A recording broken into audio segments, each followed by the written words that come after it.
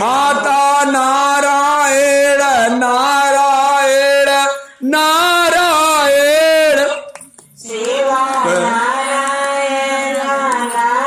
का हम गावत दोहरायन जी श्रीमान माता नारायण नारायण नारायण पिता नारायण नारायण नारायण पिता नारायण नारायण नारायण। श्रीमन नारायण नारायण भगवान का आगमन हो गई।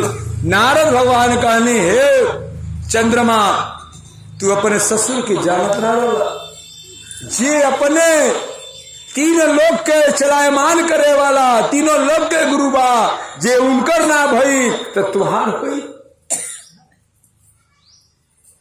जी अपने शंकर भगवान उनका दमाद हमारा अपने शंकर भगवान के ना भईली तो तुहार दिया उस समझौना बुझौना का तोरे बात कंठे में ना घुसल तो के नाम मालूम भइल कि ऋषि महात्मा हम आई कथा होता शिव चर्चा होता एक नाम कथा एक नाम आपके भाषा में चर्चा है। ये कथा चर्चा एक नाम है यही का नाम कथनी है यही का नाम खिस्सा है। नदी एक बा घाट बहुत बा ठीक। उसके बाद ना जनवा तो के नाम मालूम भाई जी अपने दामाद के ना शंकर भगवान का ना भाई वो तुहार हुई। वो अपने लादे का लड़की के ना सती के ना भाई ना अपने दामाद के ना बुलाना तुहार हुई। अब तो उनके चंद्रमा एक काम करे पड़ी 10,000 करोड़ महामृत्युंजय मंत्र का जाप करे के पड़ी। यही लोग कहे ला कलयुग में ए बाबू दामाद जब बिगड़ल मिल जाना लड़की रोए ले तो ए बा दामाद बाबू अरे हमार तो घोड़वा पुजले बानी हो तो पिठिया ना पुजले बानी। पर कब कहला जब आदमी दामाद बात ना मानेला तब बोले सही गलत बोलते सही गलत नहीं गलत। तो जब ज्यादा 10 प्रजापति का नाम भइल बाने अपने दामाद के तो ये बताए कलयुग के दामाद के ससुर हुई है। उसके बाद पहले वो अब्बस मान जा न जनता वाला जमा डंटा उठी सास ससुर कहना हमारा डंटा उठी तो ये पीठी पोड़वा बनाए मारा गोड़वा पुजले यानी पिठिया ना पुजले यानी। तो हर बहन बहन है हमारी लड़की के हमारो लड़किया के बहन हुई। अपन लड़की लड़की है और दूसरे लड़की लड़की नहीं है। जे अपने लड़की का लड़की मानेला और जे दूसरे के लड़की अपन ना मानेला वो कही के ना होला। अपन लड़की अपन पूछो तो ये लड़की बहनी का पहुना जान मान करना तो हुक तो पतोया बेचार तो पतोइयो तो महतरिया पूछी ये बहनी का जान मान करना। एक माई छुटेली तो एक माई मिलेली तो जो लात के माई पैदा को माई छूट जाले आज जवन ससुरा माई बाबू है माई मिलेले। हमें कथा होता चंचल बाबा कथा ना 108 चुनरिया वाली माई के पूरा आशीर्वाद बा हर लाइन के माई जान में कथवा में दी। एक माई छुटेली कौन माई में छुटेले अपन जोन माई लाद के जन्मोले बा वो माई छूट जाले और ससुरी माई मिल जाले। जब रउरे मानव सास हुई ठीक है तो सास जब मानो तो सास ही सास भी सास ही तो सास आपके सतैबे करिए। जब रउरे का भी माई है तो माई है अपन लड़किया बाई तो कहते रुका बोले अच्छा ही बताई लड़किया जातिया ये कथा भगवान के चर्चा विवाह के कथा बा चंद्रमा कथा बा मैंने बतला देता नहीं क्योंकि जिंदगी कौन गारंटी बा हमरो अब किनारा जब आल इंडिया घूमे ली तो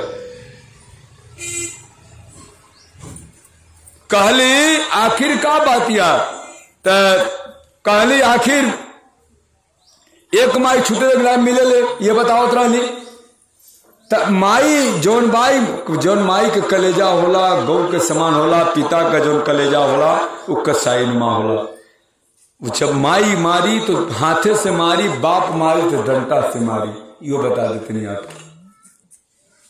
अब माई मारी तब पूछिए बाबू कुछ घाव ना लगल हो, आई बात तो के देख ले। अब बपुआ पूछी का होती है, बाप ना बा कैसी माई मार दी हो, माई मारी तो तमाचा से मारी।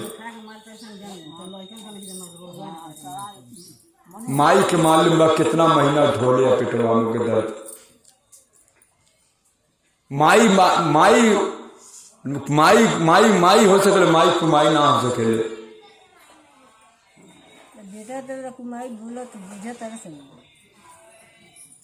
तो देखी जे दूसरे के सेवा करी तो पतोइयो आके सेवा करी, आज जब दूसरे का सेवा ना करा तो पतोइयो आपका सेवा ना करे। तब ई जवन बा शंकर इस कहे लगनी कि आप जो है अपने अब देवों में बोली देव महादेव महाराज की जय। तो महादेव जी की आपके 10,000 महाकरो महा मृत्युंजय मंत्र के जाप करे के बाद 10,000 करोड़ महामंत्र मृत्युंजय का जाप करे के बाद, और जब जाप समाप्त हो जाई तो शंकर गुरु जी दर्शन देव। और जब शंकर गुरु जी दर्शन देव तब ये चंद्रमा तुहार कल्याण हुई। अब कैसी नारद जान गई, नारद भगवान चलत रहना वैसे चंचल बाबा चलत रहना जकर नमो है चंचल बाबा, एक जगह ना रहो, चलते रहो, एक जगह ना हमको बैठा पाए। चंचल बाबा ना होगा 30,000 रुपया महीना करोड़े देव गई जग में प्राण प्रतिष्ठा शंकर जी करौली। काली बाबा 30,000 20,000 लोग आपके 30,000 दे, डबल नाइट 4 AC लगानी, डबल नाइट 4 AC लगवा 30,000 ना 30 लाख रुपया महीना देवा तब वो हम नहीं रहा, तब वो हम नहीं रहा। हम बानी हमें आवत जात रह मंदिर का प्राण प्रतिष्ठा हम करौले आनी तो हमें आई, हमें आवत जात रह साल में 6 महीना में आप कथा वार्ता लोग सुनावत रह। ये कही कि मंदिर पे बैठ के हम पूजा करी कि हमारे मान के ना आपको पैसा 30,000 रुपया देवा कहवा समय से भोग लग जाए चाहे, समय से भाई आरती हो जाए चाहे, समय से घेट खुल जाए चाहे, ये हमारे मान के ना। तू अपन करावल करा, हमें आकर पर ज्ञान भजन ये बतावे कि जब बढ़ जाए तो तुमके हम ज्ञान चर्चा कब होती, कामाख्या हम जा पहुंची, भ्रमण कर पहुंची, जग पूरा करा पाई। एक जगह हमके महारानी रही नहीं दी है, जब समाप्त होत खान में महारानी कही दी कि बेटा 1-2 दिन सबके वहां जाके मांग उंगले और तीसरे दिन आप प्रस्थान। पहले दिन होला पहुना और दूसरा दिन हो ठेउना और दूसरे तीसरे दिन बबुआ के होना। तो 2 दिन हम कथा सुनावे नहीं और तीसरे दिन गांव में घूम के हम निकल देने। रात हुई विरात हुई, गाड़ी से 12 बजे के रात चल देते रहने तो इत 4 चक्का हो 24 घंटा चले। ड्राइवर मिल रहा 7 दिन को चलोनी गाड़ी, बयाना फिर डाला कहा था हमारे मान के ना बा आपकी गाड़ी चलाओ, रतिया दिनवा रोरे गाड़ी चलाओ तन। तो कहानी हम क्या करें, महारानी गाड़ी है, चुनरी माई का है, चंचल नाम माँ दुर्गा का है, ऑल इंडिया माई घुमतिया घुमावतिया, हमको अपने बस में थोड़ा बानी, माई हमें जहाँ कहीं कहाँ जाए। सब देता नहीं, मैया सब कुछ दे लेवा है, जन्ना बोला तनी मैया दे लेवा।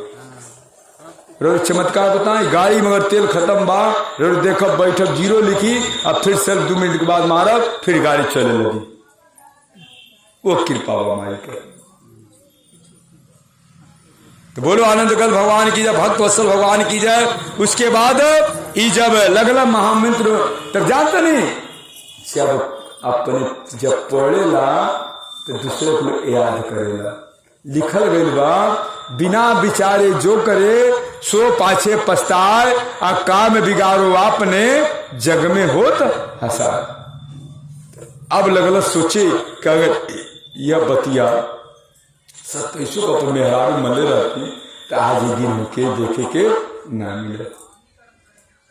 जब 27,000 महामंत्र मृत्युंजय जाप कई भइल बानी, रात दिन भर बंद हो गइल बा, तब जाकर के शंकर भगवान दर्शन देले आनी।